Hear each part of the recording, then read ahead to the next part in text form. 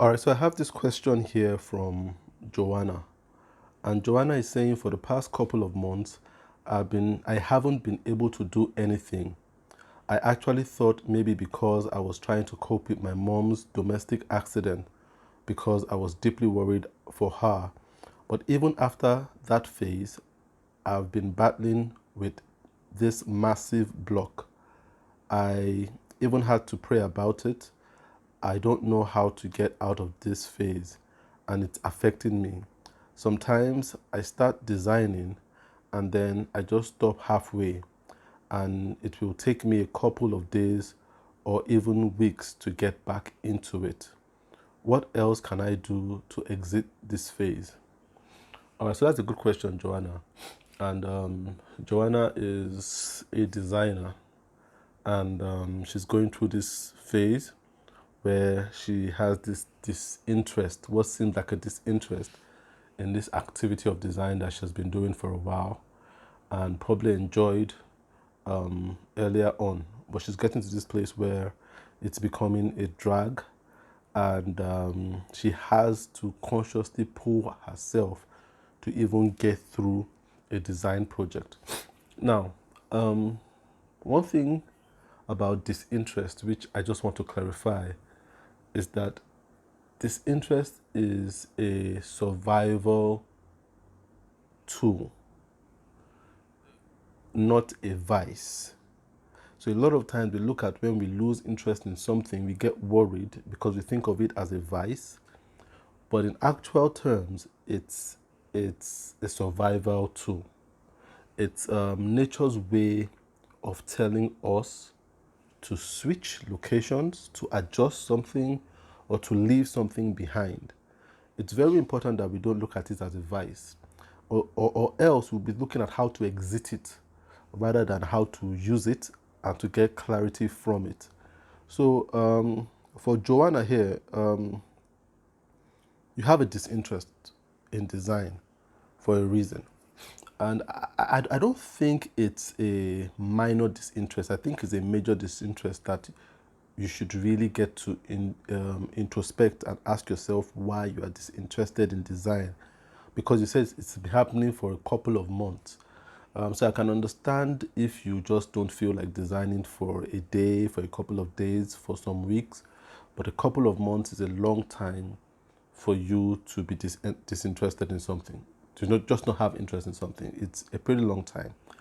And this is a question that only you can answer, Joanna.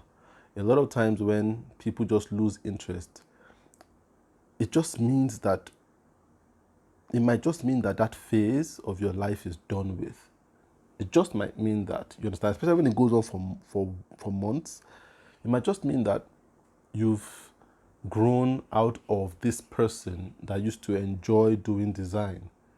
And we must be cool with saying goodbye to certain parts of our lives that we don't have interest in anymore. Because then life is trying to guide you on to the next phase. So then you must ask yourself, what is Joanna interested in? The most important thing you must ask yourself now is to know what you are interested in. What's that thing that gets you excited again? I hate to use the word excited, but for lack of better word right now, what's that thing that makes you feel alive?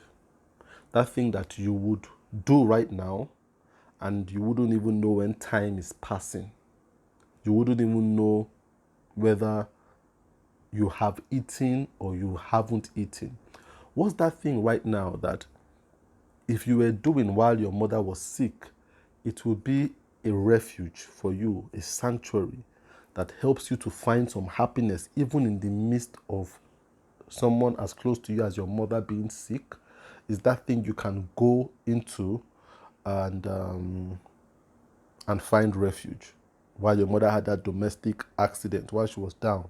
I'm sure that must have been emotionally draining for you, but what's that one thing that you could have gone to allow you just find some respite from that for a while? That is the thing you want to build your life around. And obviously design is not that thing anymore for you. So you need to ask yourself, what does Joanna find refuge in right now? What has God given Joanna as a form of refuge right now? You need to think, is it singing? Is it swimming? Is it writing poems? Is it, anything? It could be anything, but you need to investigate that thing and begin to think of how you can build a work life around that thing. Very important. Because what you're going through here, I went through it too, and I've talked about this before, where in 2019, 2020, I already started to feel a fatigue from design, which was lasted months too. So I realized it wasn't one of those temporary creative blocks. You understand?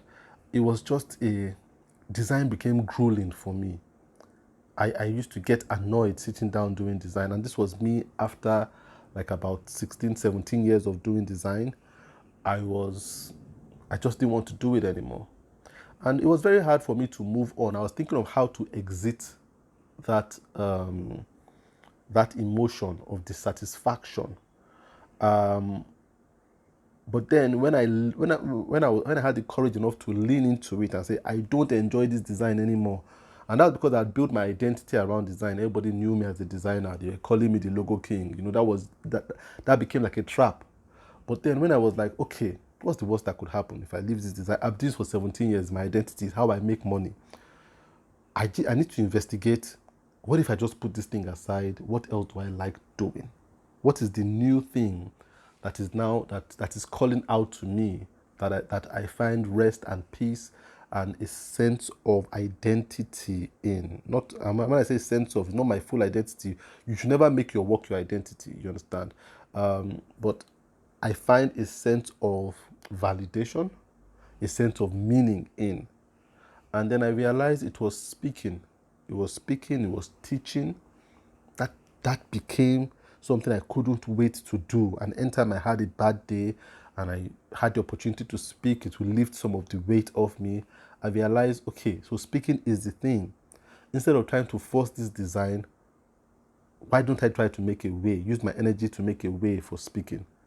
And that's when I just said, okay, I need to now look for a work life around speaking, whereby I can speak and still earn money. So it was a hard transition because I was almost at the height of my design career, where I could have been earning money so easily. But then I had to be true with myself. I wasn't enjoying it that much anymore. So I like to speak with designers. I like to speak with business people. Then I had to start chatting this new way where I wasn't earning as much. I still am not earning as much as my design days, but I'm much more fulfilled, much happier. I find a lot more peace in it. I find a lot more meaning. So that's what you need to ask yourself now, Joanna. You need to ask yourself what is calling out to you. You really need to think about it and be honest with yourself. It's not design anymore. Obviously, months not doing it. It's not design. Your work should call out to you. Your work should call out to you. Your work is like oxygen sometimes to you. Not sometimes. Your work should be like oxygen to you. So you not taking oxygen for a couple of months might just mean that's killing you. That's killing you. You understand? It's going from brain dead to killing you. You need to come back up for oxygen, and you need to find where that oxygen is for you at this point in your life. And once you find that, then lean into it. You understand? Lean into it. If you need, I'm glad that Joanna is part of my mentees. I mean, you're in my mentoring club, and when you find this thing, I'll just say reach out to me and let's see how we can begin to chat a way to build a work life around this thing.